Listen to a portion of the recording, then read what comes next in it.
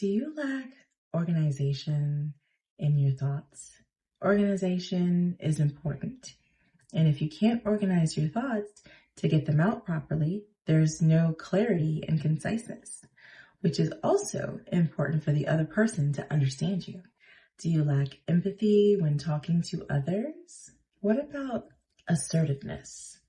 Assertiveness is key when you're talking to someone else. Maybe you're unheard. Maybe people don't listen to you.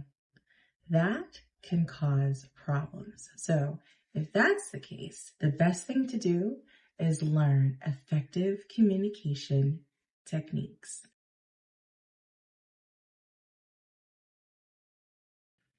Hello, my name is Dr. Tracy Moore, and I'm going to be talking about effective communication techniques. So the first thing I want to discuss is the description of what we're going to be talking about. So let's get to it. Effective communication is more than just exchanging words. It is a skill built on self-awareness, empathy, and intentionality. To communicate successfully, it is essential to cultivate emotional intelligence. And we'll go over that because I know a lot of people don't know what emotional intelligence might mean. Understanding and accessing your own feelings allows you to recognize and respond appropriately to emotions of others, forming the foundation for meaningful interactions. So the objective is to understand how to communicate effectively by utilizing emotional intelligence, preparation, audience awareness, stress management, listening, nonverbal communication, tone, clarity and conciseness, assertiveness, empathy, open-ended questions, getting feedback. So the first thing that we're going to talk about is the emotional intelligence, all right? So effective communication begins with emotional intelligence. Understanding your own emotions is the first step to understanding others. Now, that last piece about understanding others, know who you're talking to. Know that you're talking to a friend, a family member, a personal relationship, an associate, a coworker, someone that you don't know very well. There's going to be two different complete ways to do this when you're talking about emotional intelligence.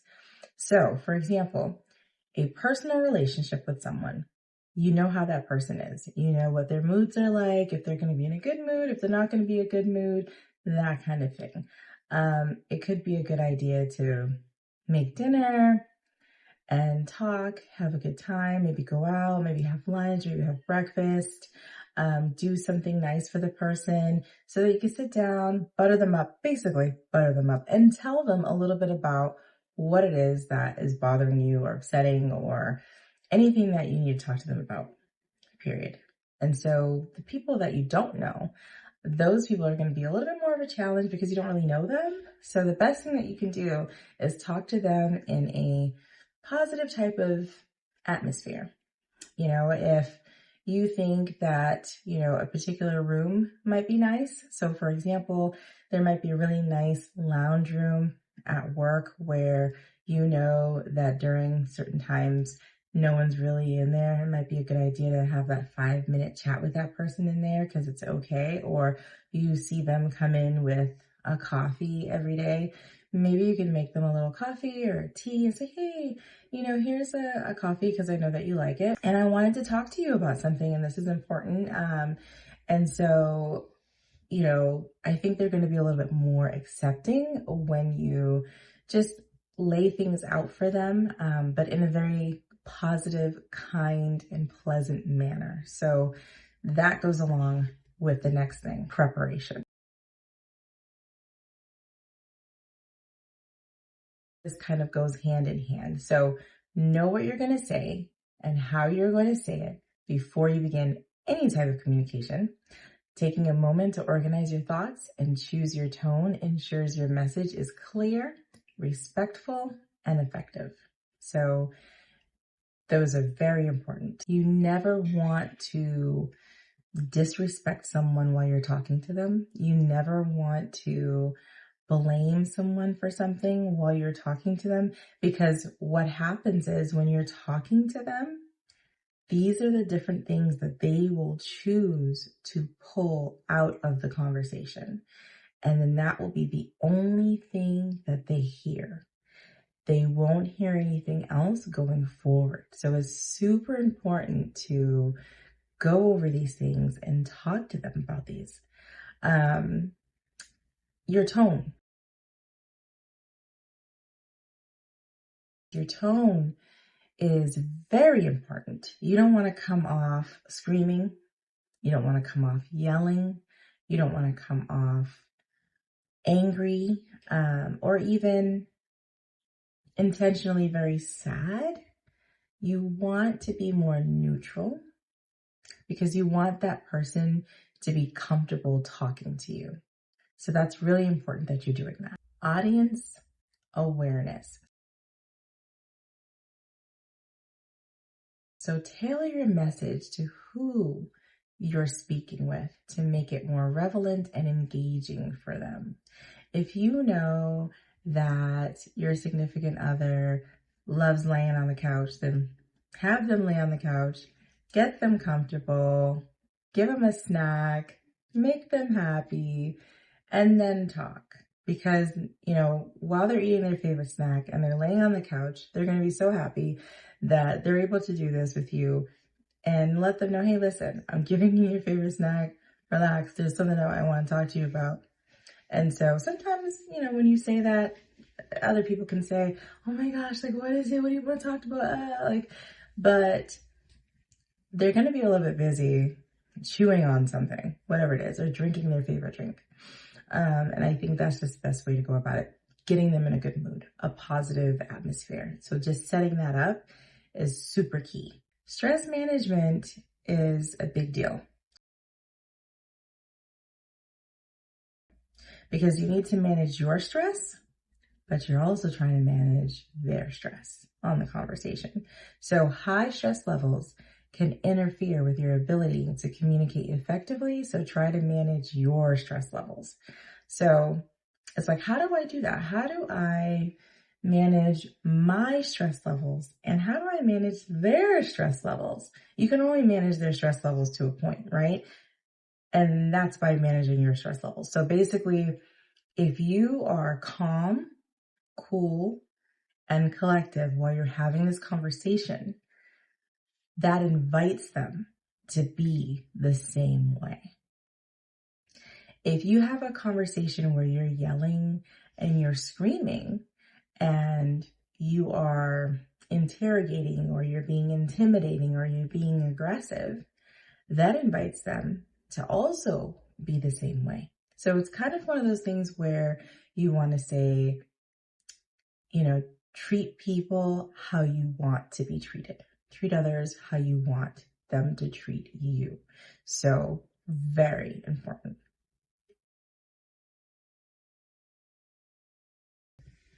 Listening is something that could be a challenge because maybe this person goes off into, other things. People do that all the time. When they get into an argument, they'll go off from the actual subject onto, whether it is you did this and you did that, and what about last week, and what about last month, or what about 5 years ago, what about 10 years ago. So listen to what they're going to say, even if you don't agree with it, even if you feel like they may be lying, or it could be unfavorable, untruthful, unpleasant. Listen to what they're saying. And then the next step is this. Listening can be more challenging than we realize, right? So it requires focus, patience, and the willingness to truly understand what the other person is saying, not just to wait for our turn to respond. Very important. Focus completely on the speaker and avoid interrupting. So remember what I said.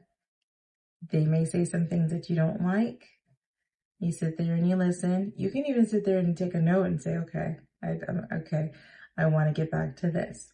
And so if they do veer off to different things, you say, okay, so why don't we keep it so that we can continue the conversation about now and what's happening right now, about what I'm talking to you about.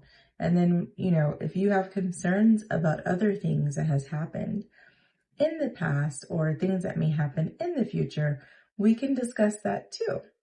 And then I think that they'll say, oh, okay,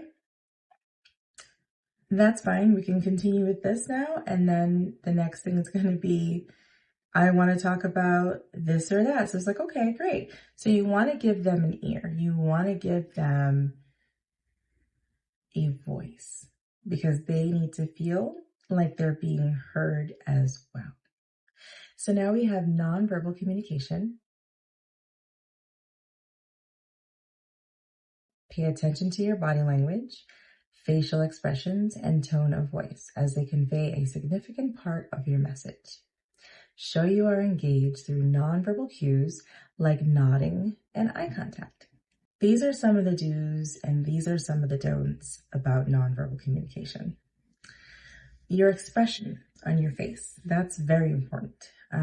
You don't want to have an expression that's going to lead the person off thinking that, maybe you're upset with them or who knows what they might be thinking. So you just want to keep more of a straight face and give clues that you're just paying attention. So that is something that's really important, to just pay attention to what the person is saying. So we discussed tone a little bit before, but your tone can convey warmth, confidence, or irritation. So be aware of how you sound to others to ensure your message is received in the way that you intend. Remember, no yelling, no screaming, no irritation in that voice, because that person will pick up on that irritation and in turn, they can be irritated themselves. So you don't want that. Clarity and conciseness. Clarity is key. Avoid unnecessary jargon and speak simply so your message is understood. And this goes back to preparedness. This goes back to emotional intelligence, like where we started off in the beginning. So all of these come into play, and it's very important that you understand how important these things are. If you don't do them, then the other person, who knows how they're going to feel, who knows what they're going to say, who knows how they're going to take this. It's best to get a notebook, write your notes, your thoughts down in your notes, whether it's the notes on your phone or a notebook, it doesn't matter. As long as you're writing down your thoughts and your key points. I would start off with bullet points of the most important things so that you don't forget. A lot of times people go into a conversation with someone, and when they do, it's one of those things where it's like, oh my goodness, I forgot what I was going to say. I lost my train of thought. I had a point I was going to make.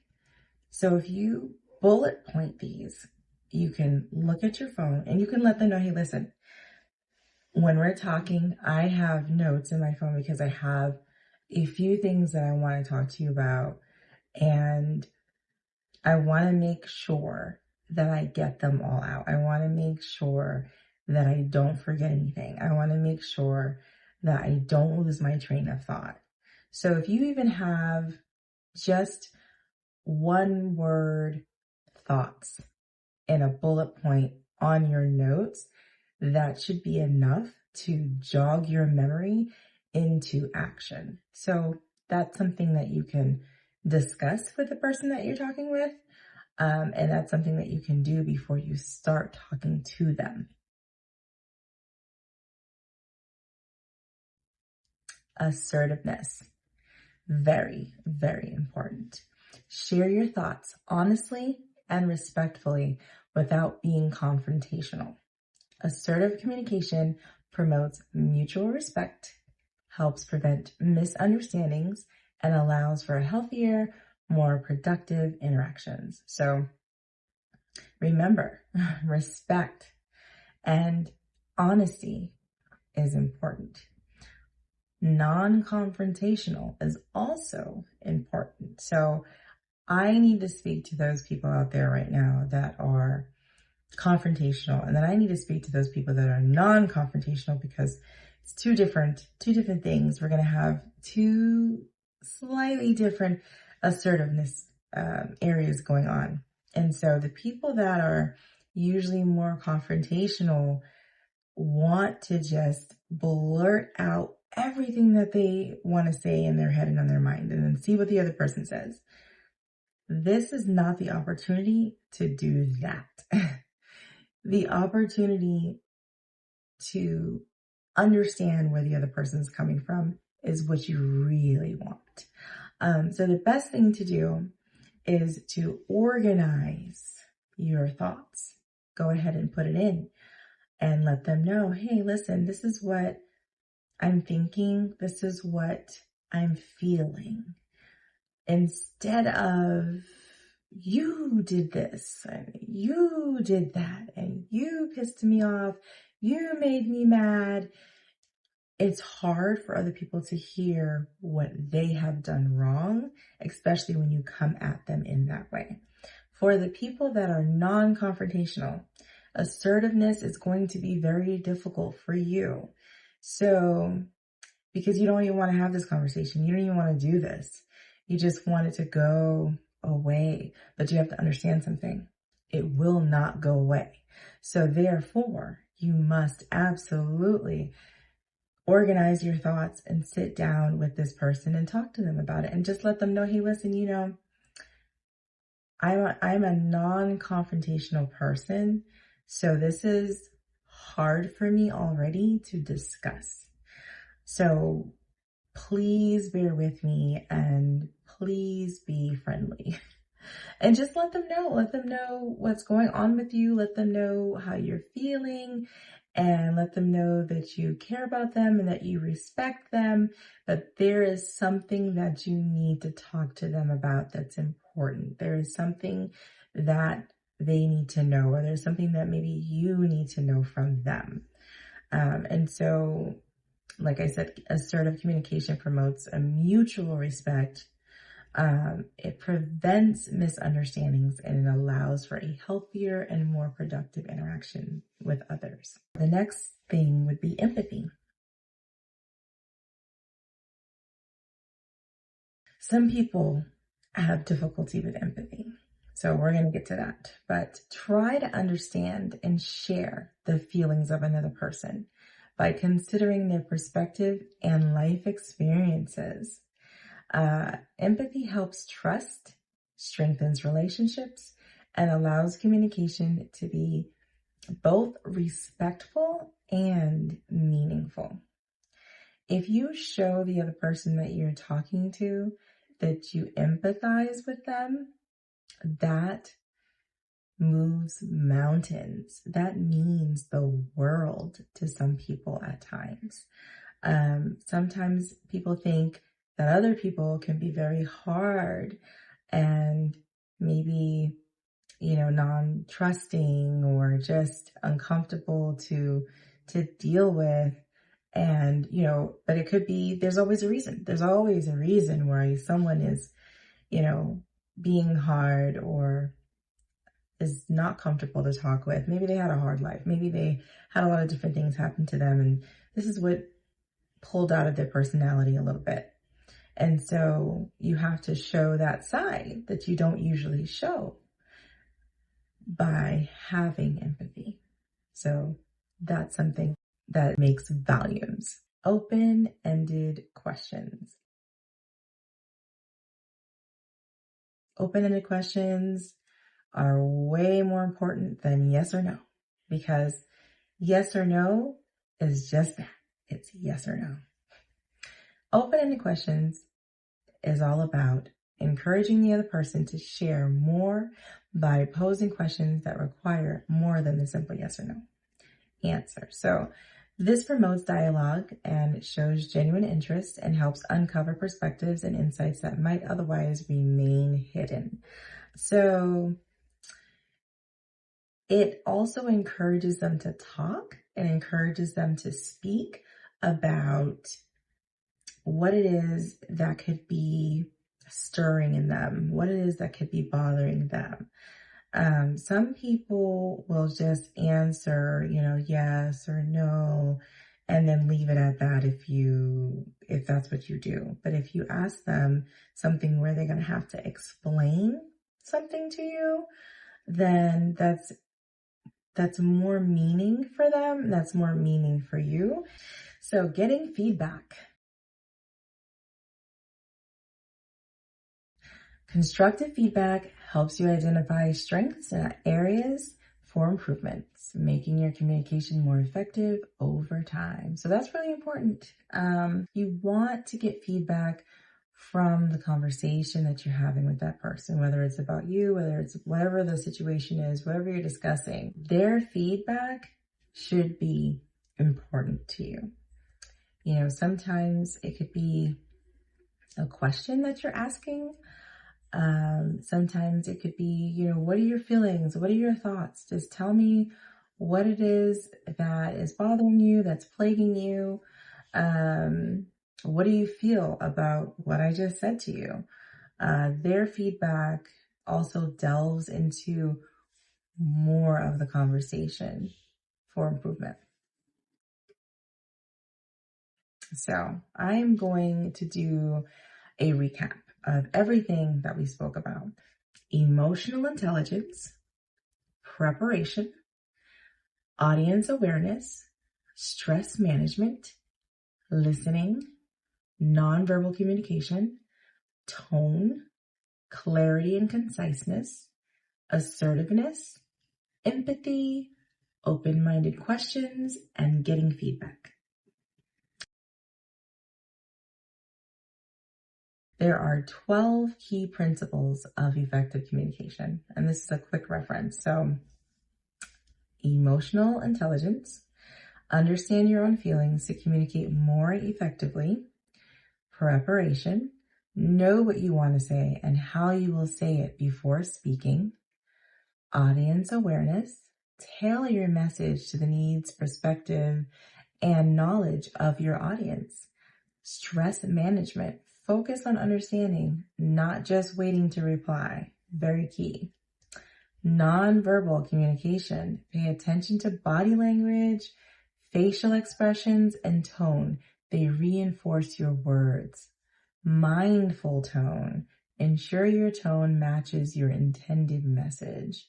Clarity and conciseness, avoid jargon and unnecessary complexity. Get straight to the point. Assertiveness, express your thoughts and needs openly, honestly, and respectfully. Empathy, consider others' perspectives and emotions to build trust and connection. Open-ended questions encourage dialogue and deeper understanding by asking questions that go beyond yes or no. Seek feedback. Ask for input on your communication style and use it to improve. So that is all. Thank you very much for being here with me today. And I hope that I was able to help you with your communication techniques. I hope that that next conversation that you have with someone will go the distance and you will reap the benefits. Again, this is Dr. Moore with Communication Technique Effectiveness.